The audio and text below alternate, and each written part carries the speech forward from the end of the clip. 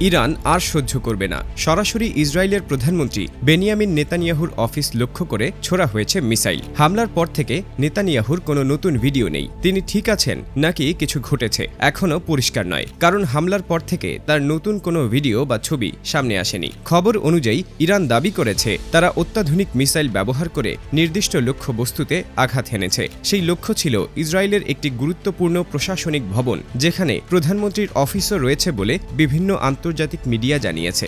যদিও ইসরায়েলের পক্ষ থেকে একটি আনুষ্ঠানিকভাবে সব তথ্য প্রকাশ করা হয়নি, তবুও এই হামলার ভিডিও ও বিস্ফোরণের শব্দ সামাজিক মাধ্যমে দ্রুত ছড়িয়ে পড়ে। মুহূর্তের মধ্যে পরিস্থিতি বদলে যায়। এদিকে হামলার কয়েক ঘন্টা আগে পর্যন্ত বেনিয়ামিন নেতানিয়াহু একটি ভিডিও বার্তা দিয়েছিলেন। সেটিই ছিল তার শেষ প্রকাশ্য উপস্থিতি। এরপর থেকে তিনি কোথায় আছেন, কি অবস্থায় আছেন, সেটা নিয়ে নানা গুঞ্জন ছড়িয়ে পড়েছে। কেউ বলছে তাকে নিরাপদ স্থানে সরিয়ে নেওয়া হয়েছে, আবার কেউ বলছে বড় ধরনের ক্ষতি হয়েছে। তবে এখনও নিশ্চিত করে কিছু জানানো হয়নি। এই অনিশ্চয়তাই উত্তেজনা আরও বাড়িয়ে দিচ্ছে। অন্যদিকে ইরানের সর্বোচ্চ নেতা আয়াতুল্লাহ আল খামেনিকে ঘিরেও নানা খবর ছড়িয়েছে। সামাজিক মাধ্যমে অনেক গুজব ছড়ালেও নির্ভরযোগ্য সূত্রে সব তথ্য নিশ্চিত হয়নি। তবে এটা পরিষ্কার, দুই দেশের শীর্ষ নেতৃত্ব এখন সরাসরি সংঘাতের মুখে দাঁড়িয়ে আছে। আর যখন দুই দেশের ক্ষমতার কেন্দ্র লক্ষ্যবস্তুতে পরিণত হয়, তখন পরিস্থিতি কতটা বিপজ্জনক হতে পারে সেটা নতুন করে বলার দরকার নেই।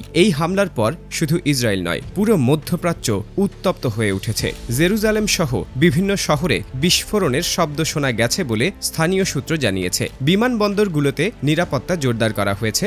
আশেপাশের দেশগুলো সতর্ক অবস্থানে রয়েছে, কারণ সবাই জানে এই সংঘাত যদি পুরোপুরি যুদ্ধের রূপ নেয়, তাহলে এর প্রভাব শুধু দুই দেশের মধ্যে সীমাবদ্ধ থাকবে না। সবচেয়ে বড় প্রশ্ন, মার্কিন যুক্তরাষ্ট্র কি করবে? কারণ ইসরায়েলের অন্যতম ঘনিষ্ঠ মিত্র হচ্ছে আমেরিকা। ইতিমধ্যে খবর এসেছে যুক্তরাষ্ট্র পরিস্থিতি গভীরভাবে পর্যবেক্ষণ করছে। মধ্যপ্রাচ্যে তাদের সামরিক ঘাঁটিগুলো সতর্ক অবস্থায় রাখা হয়েছে। যদি যুক্তরাষ্ট্র সরাসরি জড়িয়ে পড়ে, তাহলে এই সংঘাত বিশ্বযুদ্ধে রূপ নিতে কতক্ষণ? এদিকে ইরান দাবি করছে তারা শুধু সামরিক লক্ষ্যবস্তুতে আঘাত করেছে, কিন্তু ইসরায়েলের কিছু সূত্র বলছে সাধারণ নাগরিক এলাকাতেও ক্ষতি হয়েছে।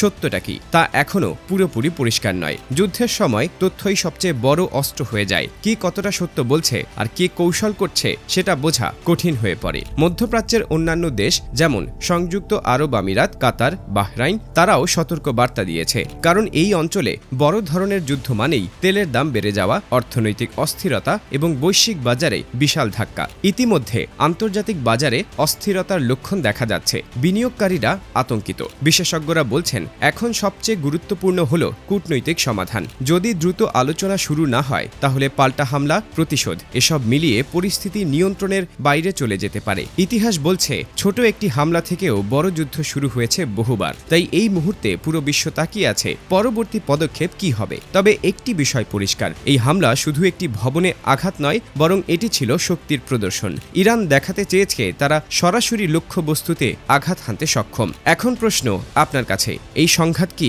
বড় যুদ্ধে রূপ নেবে, নাকি আন্তর্জাতিক চাপের মুখে দুই দেশ পিছিয়ে আসবে?